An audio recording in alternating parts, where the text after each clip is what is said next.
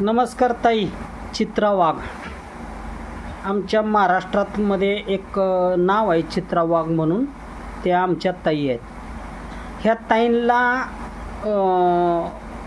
काही गोष्टींचं आचरण करायला ना काय वाटतं की ते आमच्या महाराष्ट्रात एक म्हण असते, आंबा जर खट्टा असला तर ते काय सगळे वेळेस चला सोडून देते.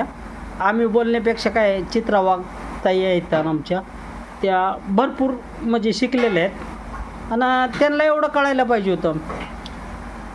20 सप्टेंबर 2023 मध्ये महिला आरक्षणाचा प्रस्ताव आला.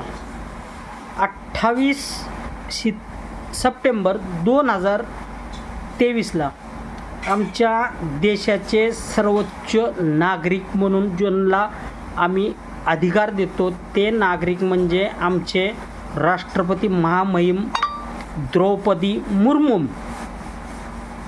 चला थोडा बोलण्यात फरक पडतो, माझं काय एवढं मनाव घेऊ नका. त्यांनी त्याच्यावर हस्ताक्षर केले पहिली गोष्ट. आणि त्याच्यानंतर ज्या वेळेला 5 राज्याचे इलेक्शन लागलं, हे आत्ताचा घटनाक्रम.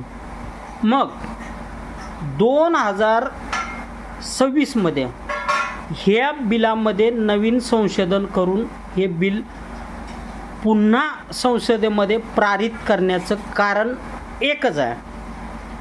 पूर्व और पश्चिम राज्यातली लोकसंख्येच्या आधारावर सीटा कमी करायच्या आणि BJPनं सत्ता अखंड भोगायची, हे ते धारा 131 संविधानच्या घटनाक्रमातला नियम. पण 2026 मध्ये 16 एप्रिल, ताई लक्षात घ्या तुम्ही मी काय म्हणतोय ते, 2026 16 एप्रिलला ह्यो कानून झालेला आहे 33% आरक्षणचा. मग तुमच्या नरेंद्र मोदीनं 2024 मध्ये 33% महिलांना आरक्षण का दिलं नाही? आज पश्चिम बंगालमध्ये 27% महिलांना आरक्षण देऊन 27% सीटा उभा केल्या. तुम्ही BJP वाल्यांनी काय केलं, 11% आरक्षण दिलं ना 11 महिला उभा केल्या. म्हणजे ही दोरी चरित्र राजनीती करून तुम्ही देशाला बदनाम करता आणि हे सगळं खापर विरोधी पक्षावर फोडता. म्हणजे तुम्हाला थोडी तरी शरम यायला पाहिजे. तुम्ही एक महिला आहात, पण मला बोलण्याचा अधिकार होता तेवढं मी बोललेलं आहे. जय महाराष्ट्र.